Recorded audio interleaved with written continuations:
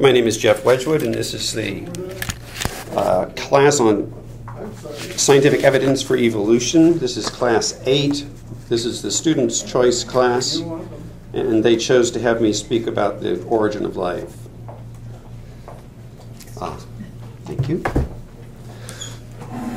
Before I talk about the topic that you assigned me, I want to review what we've gone over already. And this may be a little bit tedious, but I want to make a point that you have the big picture before we talk about the others.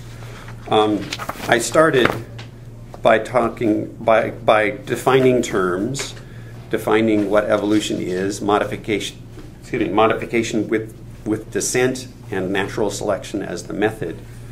I mentioned Malthus and his paper, which said basically that animals reproduce geometrically, that is 2, 4, 8, 16, very rapidly in succession, whereas food sources are arithmetic, 1, 2, 3, 4. And so all life is in a competition with other life to get the resources that are available. And that's critical, because if you don't have the competition, you won't have the selection. There's a natural variability in the children of sexually reproducing animals, for instance. And some of the variability will be better, some of it will be worse. If you had the misfortune of having a child with horrible asthma or something like that, or cerebral palsy, those would be detrimental. And if there was a genetic component to those, it would be unlikely to be passed on. However, other mutations which are beneficial, like sickle cell anemia, if you have the trait, it's beneficial in terms of malaria resistance. I mentioned to you a number of things about how to measure time, which was kind of fun, all the way from cosmology to radioactivity and radiocarbon dating. And I also had you do that experiment where you organized lists of numbers in a row to make one thing, dendrology, which I think is a pretty neat way to get at the age of things.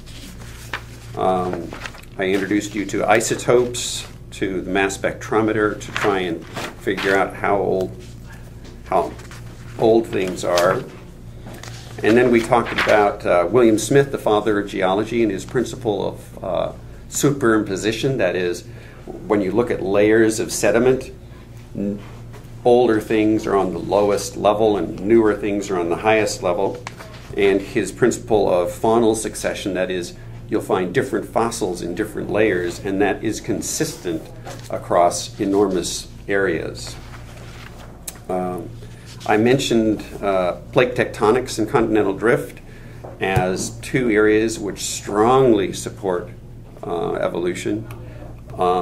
Everything that has been found related to plate tectonics and continental drift has reinforced the story of evolution. I mentioned to you that there are two different kinds of islands, oceanic and continental. The continental ones were once part of a continent and split off, therefore their animals are very similar to the ones on the continent. But if you have a volcano under the water that forms an atoll and it's far away from any continent, it will only have things that can fly, swim, or drift. And that was the example of the Galapagos, which had birds, insects, plants that send seeds on wings or seeds through birds, and the marine iguana, which is believed to have gotten there on a raft.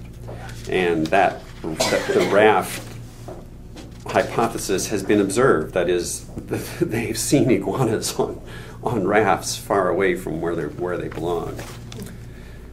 We talked about fossils, and I showed you my favorite fossil, which is the sand dollar from the sea urchin. And I gave you in your handout just example after example of how things are developed. For instance, we have gill arches but also how they found fossil evidence for things like shoulders, hands, skulls. Talked about neoteny, which is the preservation of juvenile characteristics, and that the human face is far more like the juvenile chimp than it is like the adult chimp. And so the hypothesis is that our facial form is a development as a throwback. We never actually matured a muzzle. I also mentioned to you that when people talk about missing links, everything that is alive is a missing link, because 1,000 years, 100,000 years from now, its descendants will be different than what it is now. And also, I went at some length about how a complex eye could develop from a simple light-sensitive cell. And I also talked about the tree of life, and I wanted very strongly for you to remember that it's a bush. It is a very, very, it's a bush that needs a lot of pruning if you were to look at it. If you ever see a tree of life, remember that. It's vital that you remember that the fossils that we see are most likely cousins of our line, unless we get fossils that contain DNA, and we can use that as a measure of how close we are to whatever has been found. But, I introduced you to inheritance and chromosomes, mitosis and meiosis, the two different forms of cell division. One just replicates itself and forms two. The other one goes through a very complicated swapping of genes across the chromosomes and then divides into four, so that those will be the egg or the sperm. Talked about DNA and how it is very useful for storing data, how it gets unzipped or zipped. I mentioned the recent research, which has shown that DNA not only gets coiled into a double helix, but it gets hypercoiled and then coiled upon itself again because of proteins called histones and some others, which wrap up genes which are meant to be inactive, and they're held at the outside of the nucleus. And the inside of the nucleus is where the activity is going on, where the genes that are active are located. I talked about the genetic code and how there are start and stop codes, and talked about how easy it is for DNA to make mistakes, and that you're born with at least 100 mutations that your parents didn't have. We talked about the central dogma of biology. DNA forms RNA, forms proteins. And I mentioned to you that that's not quite true. And we went over that at some length. I talked with you about transposons, that is pieces of DNA that jump around, and the different colors in corn. I should have brought that ear of corn and Barbara McClintock. Also talked a little bit about our family tree, so to speak. That is, chimps and bonobos are our most recent last common ancestor. We share a last common ancestor with chimps and bonobos. And then after that, further back in time, you can add gorillas, further back orangutans and siamangs, and further back green monkeys, and further than that, owl monkeys. So we have a connection going back through time that would look something like this.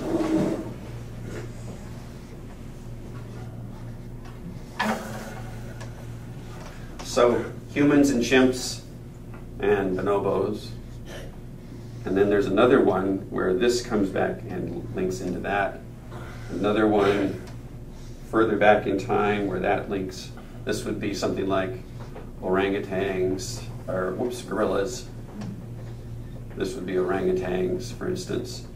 And the owl monkey would be the last one with a connection like that. So this is time, going back through time, this direction. And it's just a very simple way of thinking about how we are connected and how much we are connected.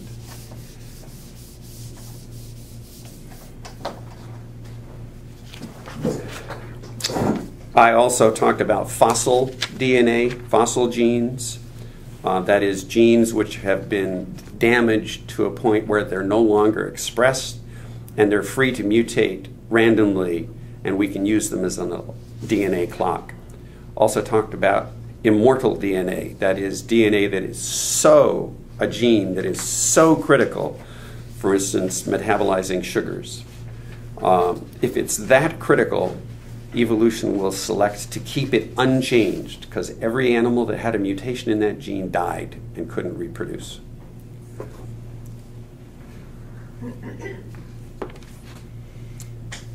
And I think I'll stop there on the review. Does anybody have any questions about all that? I have a silly question. These animals that go way back in time, if they, will the one on the, that are there now, like the gorilla, will that eventually turn into a human a million years from now? No. Evolution is not directional. The only way that a gorilla would continue to develop and turn into a human being would be if they were, if the environment changed such that they needed to have language, better communication skills. We know they do have some communication skills, but they would have to have an environmental pressure that would push them in that direction. First of all, they would have to become bipedal, and they would have to get a bigger brain. So it's very unlikely that they would develop that way on their own in the environment that they're in currently. But it would take millions of years for them to... Well, we believe that, or I shouldn't say we, the things that I've read have said that Darwin thought that evolution probably took millions of years. But more recent evidence suggests that it is possible that speciation can occur within 100 to 1,000 years, which in geologic time is a blink. I mean, it's just nothing at all. And that's one of the reasons that scientists think that we don't see very many transitional forms, because the transitional form occurred in 100 years.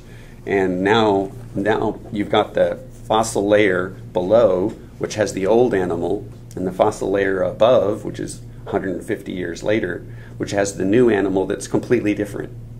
And so we don't have many, well, actually, we do have a lot of transitional forms, but we don't have as many as you would expect. But that's really only if you ignore the fact that all forms are transitional. They're going to turn into something, and you can't say what, but... You mean that y'all say that there are forms that have seemingly fully developed and they may continue on to a different... Everything is changing. Everything you look at, the squirrels out there, for instance, or the birds. There's a wonderful picture in here showing a bird which has black plumage as a sort of a hood, and then down its back, and then a white breast.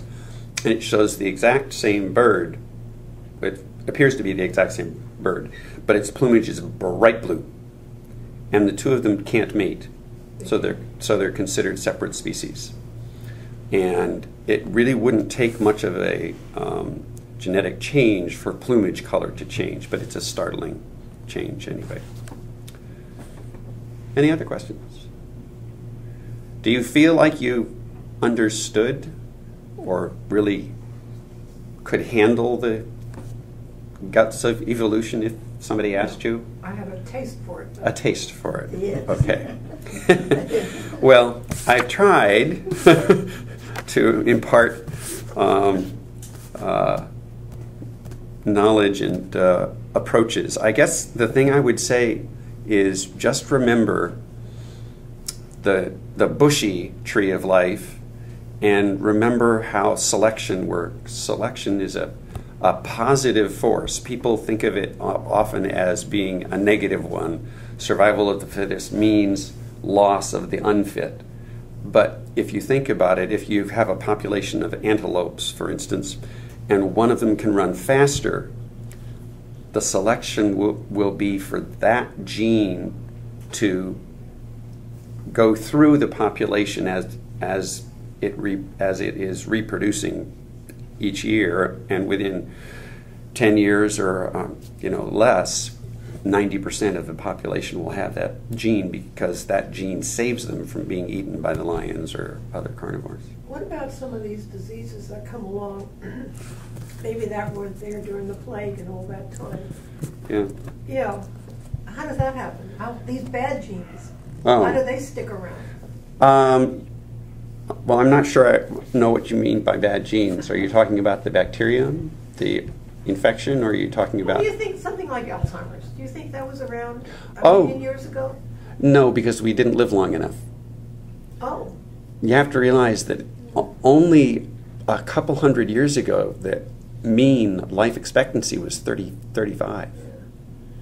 So if you go back to your own ancestors in 1200, those people were lucky if they reproduced and were alive for a few years with their kids. I always consider the difference there is due to the upgrading of hygiene, upgrading of sanitation. Yeah. Sanitation and sewer lines were one of the biggest things that saved people. Public health, people don't realize that public health the advances in public health have had a significant effect on human survival. But getting back to your question, Marlene,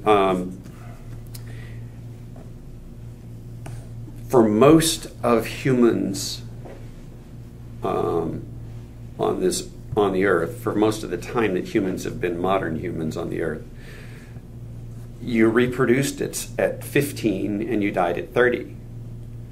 And so the idea I'm trying to get across is basically you reproduced and you hung around until your children could reproduce, and then you died.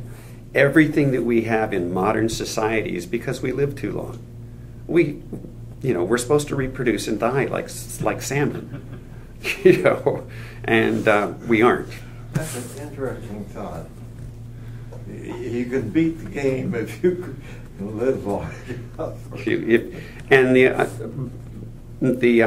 There are several things that occurred in human evolution that you can see some of in some primates, which is cultural evolution.